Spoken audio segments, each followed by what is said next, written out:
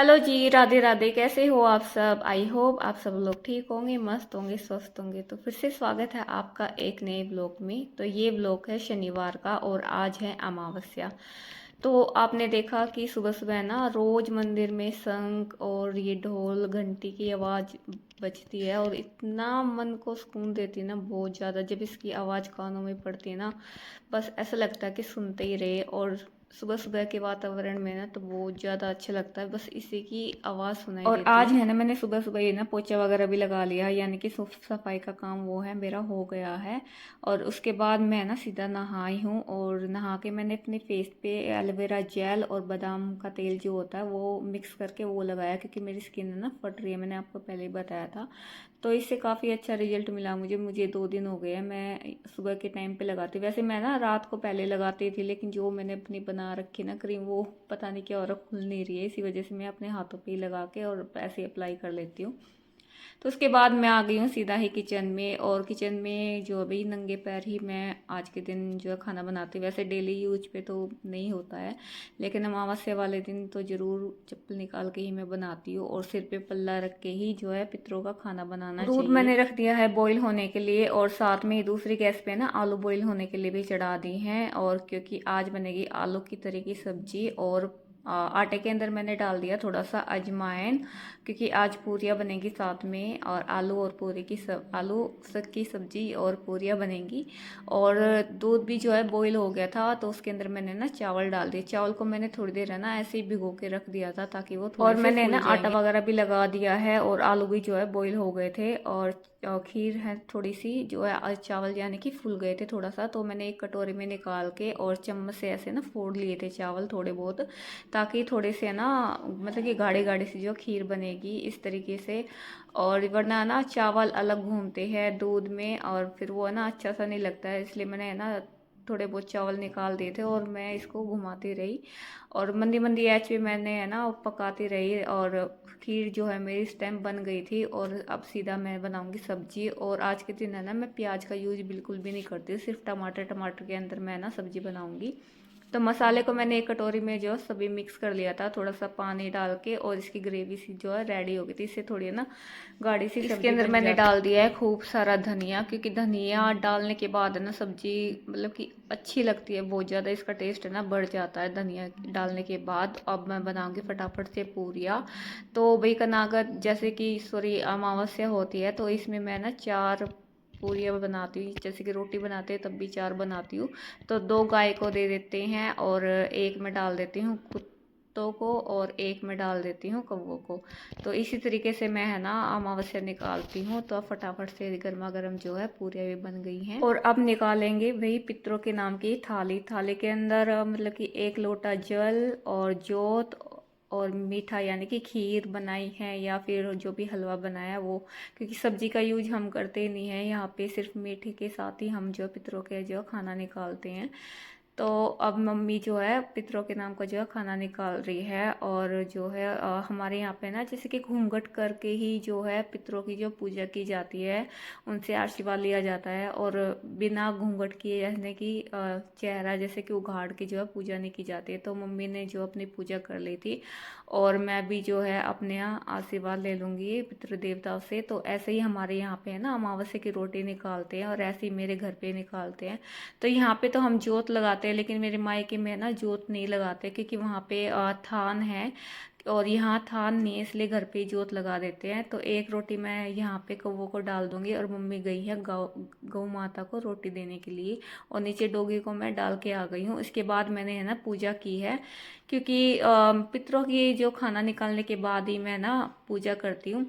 क्योंकि कहते हैं ना कि पितर नाराज हो जाएं तो उनको मनाना मुश्किल है, लेकिन अपने देवी देवता हैं वो जल्दी से मान जाते हैं, राजी हो जाते हैं। लेकिन पितर है ना थोड़ा सा टाइम लगाते हैं, इसलिए सबसे पहले आज उन्हीं का दिन है, तो उन्हीं के जो खाना वगैरह मैं निकालती हूँ। तो भाई अब जो सारा काम वगैरह मेरा हो गया था, सभी ने खाना भी खा लिया था, और अब जो मैंने सूट की कटिंग की थी, और आज मैं ना इसको सिलूंगी। और थोड़ा थोड़ा सा टाइम निकाल के ही ना, जैसे कि मैं अपनी जो है सिलाई करती हूँ, थोड़ा सा जैसे कि अपने जो है खुद के सूट सिल लेती हूँ। तो आज ये थोड़ा सा जल्दी काम हो गया था, तो मैंने सोचा कि अपना जो सूट सिल लिया जाए। तो मैंने बुकरम का जो है गला लिया है, और जो इसी के साइज की है ना, एक कपड़ा लेके कट करके और इसी पे जो है अटैच कर दिया है गला।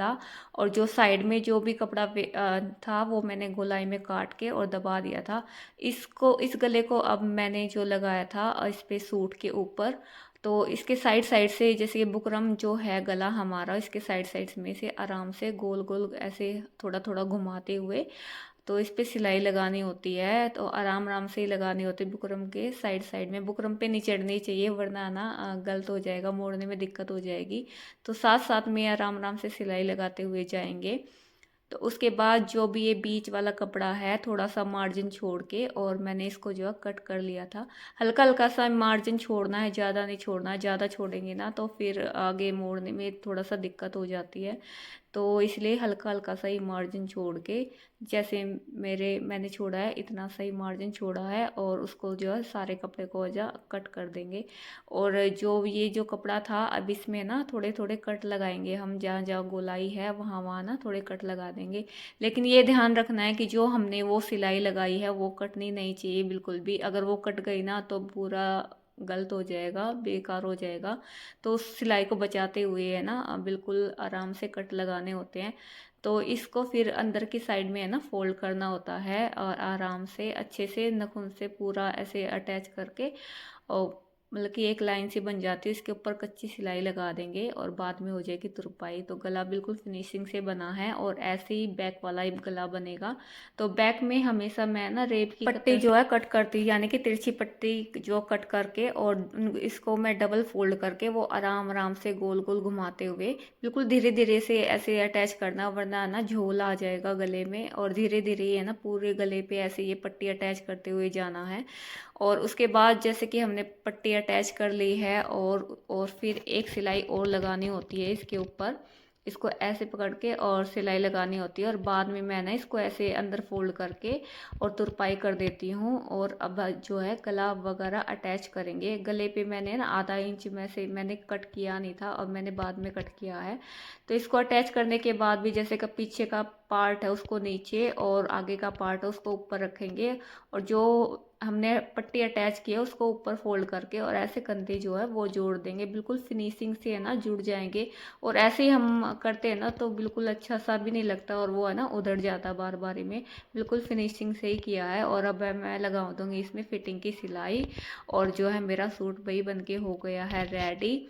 बिल्कुल कंफर्टेबल है, बिल्कुल ओके है। सिर्फ इसकी हल्की सी ही कमर थोड़ी सी लूज है, वरना बाकी ठीक है, बिल्कुल सूट परफेक्ट आया है। और जो है मैंने टूलिप सलवार पहन रखी ना, ये इस पे भी मैच हो रहा था क्योंकि वो वाइट थी, और ये टूलिप सलवार भी मैंने खुद से ही स्टिच की थी, खुद से ही कटिंग की थी, ये भी बिल्कुल अच्छी सी सिली हुई है। तो भाई इसी तरीके से हम है ना थोड़ा थोड़ा सा अपना टाइम निकाल के अपने सूट स्टिच कर सकते हैं। और मैं बताऊं सच्ची में, मेरे को बिल्कुल भी है ना सूट स्टिच करने आते भी नहीं थे, मेरे को A to Z मतलब कि का खा कुछ भी नहीं पता था इसका। तो शादी के बाद ही मैंने सीखी है। लेकिन एक दिन ही, जैसे कि मेरी ननंद को आती थी तो उन्होंने ही मेरे को सिलाई सिखाई थी, एक दिन ही मैंने उनसे सूट कटिंग करना सीखा था, एक दिन सलवार कटिंग करना सीखा था। और बाकी फिर से मैं अब जैसे कि अपने आप सिलने लगी तो मुझे धीरे धीरे आ गया। तो कहते हैं ना कोशिश करेंगे तो हमें हर काम जो है परफेक्ट तरीके से आ जाएगा। तो आजकल तो इंटरनेट का ज़माना है, तो सब कुछ हमें धीरे धीरे आ जाता है सीख सीख के, फ़ोन में से देख देख के। मैं ना जो अपना सारा कुछ मैंने सीख लिया, सिर्फ उनसे मैंने नॉर्मल सलवार और एक सूट कटिंग मैंने सीखी थी, बाकी मैं अब अपना खुद से स्टिच कर लेती हूँ। तो ऐसे है ना हम अपने ढेरों पैसे बचा सकते हैं धीरे धीरे, थोड़ा थोड़ा सा टाइम निकाल के खुद। वरना ना सिलाई इतनी महंगी हो रही है ना, बहुत ज़्यादा महंगी हो गई है। तो मैं अपने कभी भी सूट स्टिच नहीं करवाती, खुद से ही सिलती हूँ। हाँ कभी कभी हुआ है जैसे कि मैंने 2-3 सूट स्टिच करवाए, वरना मैं अपना ना खुद से स्टिच कर लेती हूँ। और यहाँ पे साथ में मैंने है ना एक आसन भी तैयार कर लिया है, क्योंकि कल से नवरात्रि भी जो है स्टार्ट हो रहे हैं। तो यहाँ पे मैं ब्रोकेट का एक फैब्रिक लेके आई थी, तो उसी से मैंने आसन है ना वो अटैच मतलब की सिल लिया था। थोड़ा सा इसमें जॉइंट आया था क्योंकि इसकी लेंथ थोड़ी कम थी, तो मैंने साइड का कपड़ा निकाल के और कर लिया, इस पर 2 लेस लगा दी है। तो ये भी बिल्कुल तैयार हो गया है। तो बाहर से लेने जाएंगे ना तो इतना, जैसे कि 300-400 रुपये का ये आता है, तो घर पे ही हमने खुद से स्टिच कर लिया है कपड़ा। एक बस 100 रुपये का आया था ये 1 मीटर, और बिल्कुल अच्छे से जो है बन के रेडी हो गया था। भाई इतना अच्छा लगता है ना, खुद से हम काम करते हैं, और दूसरों की सिलाई जैसे कि हमें पसंद भी नहीं आते, जब चाहे हम कुछ भी सिल सकते हैं, कोई भी डिजाइन बना सकते हैं। इसी तरीके से थोड़ा थोड़ा टाइम निकाल के अपना जो है मैं सूट है ना अपने स्टिच कर लेती हूँ, और जो अपनी भाई सिलाई वगैरह है, पैसे वगैरह वो अपने बचा लेती हूँ। तो अभी इसकी जो है ना पैंट बाकी है, वो मैं फिर कभी स्टिच करूँगी। तो चलिए फिर मिलते हैं आपसे एक नए ब्लॉग के साथ।